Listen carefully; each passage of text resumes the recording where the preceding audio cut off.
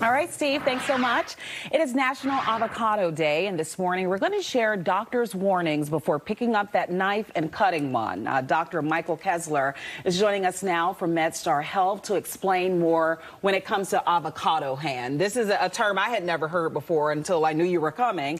So what is it? What does it mean? So the problem is when people are cutting avocados and they use a regular knife to try to cut through, they can cut through trying to take the pit out and lacerate their hand. They can cut a tendon or a nerve that could lead to sensory damage or an inability to bend their fingers. Are you seeing an increase in those type of injuries? Yeah, 2% of all ER visits related to knife injuries are from avocados. Wow. So outside of cutting yourself with the knife, are there any other injuries that people are having in their hands? It's primarily lacerations from either trying to get it open or trying to get the pit out.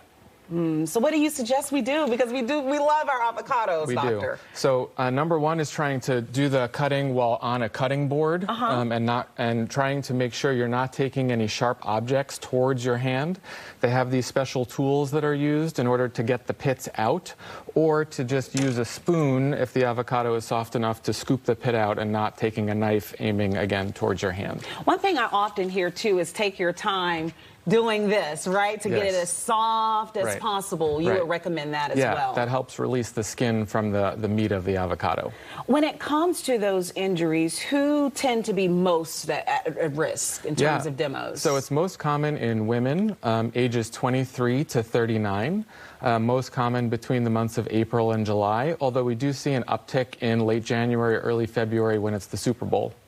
Oh, yeah, people are getting ready for a lot of the parties, and you want to sit that out for family and friends.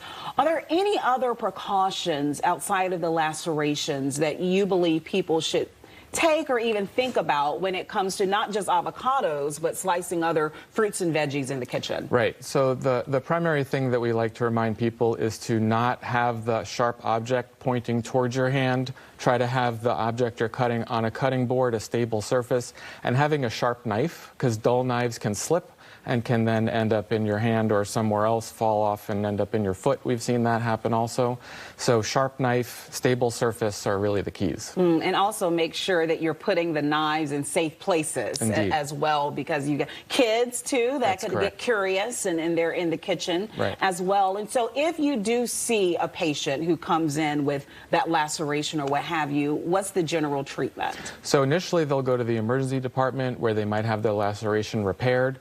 But if they have any sensory defects or inability, like I mentioned, to bend their fingers, then typically they're referred to a specialist like a hand surgeon like myself. Gosh, you know, I never thought, fortunately, I've never had anything like this happen, but it could definitely be serious. Indeed. And therefore, you want people to take it seriously.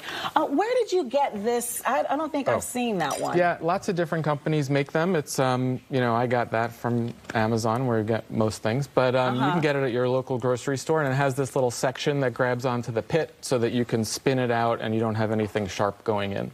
All right. Well, thank you so much for joining us. I thought you gave great advice. What would you recommend we go to get more recommendations? So our national organization, the American Society for Surgery of the Hand, has a lot of great information about hand safety and tips. Yeah, we have to think that way. We get caught up in the fun and the dish itself, but we have to take care of ourselves along the way. Dr. Kessler, thank you so much for your time. We appreciate it.